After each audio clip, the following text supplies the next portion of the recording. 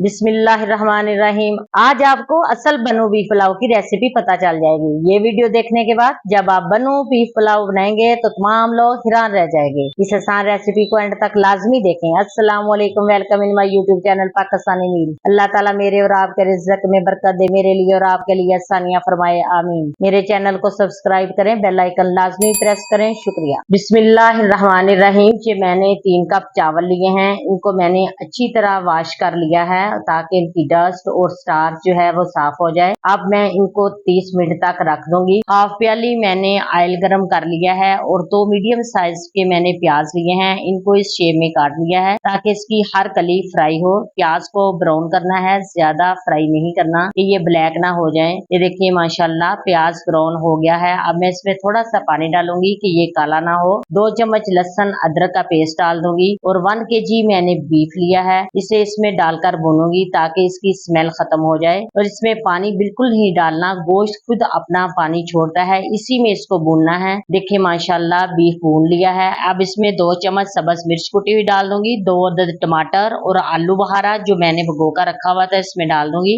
आलू बहारे से इसमें बहुत अच्छा जायका आएगा। इस वीडियो के बाद आप मेरी दूसरी रेसिपी लाजमी देखें। हाफ चम्मच चाइनीज नमक, 1 चम्मच पिसा हुआ खुश्क धनिया, 1 चम्मच कुटी हुई लाल मिर्च और 1.5 चम्मच नमक डालूंगी। नमक आप अपने टेस्ट के मुताबिक डाल सकते हैं। 5 से 6 मिनट तक मैं इसे भूनूंगी। आपको मेरी रेसिपी पसंद आए तो लाइक और शेयर लाजमी किया करें, इससे मेरा हौसला बुलंद होता है। इस ईद पर खुशियां बांटें और बनो बीफ पुलाव की रेसिपी उन लोगों से भी शेयर करें जो आपके दिल के करीब हैं। देखें जी इसमें मैंने सारे मसाले डाल दिए हैं। अब इसको गलाने के लिए मैं 1.5 गिलास पानी डाल दूंगी और 20 मिनट तक इसे वेट पे रख दूंगी। अल्हम्दुलिल्लाह जी 20 मिनट हो गए हैं और आप देख सकते हैं कि कितना मजेदार तैयार हो रहा है। आप मुझे कमेंट्स में लाजमी बताएं। अब इसे बड़े देगचे में डाल लूंगी और इसमें 4.5 कप पानी डालूंगी।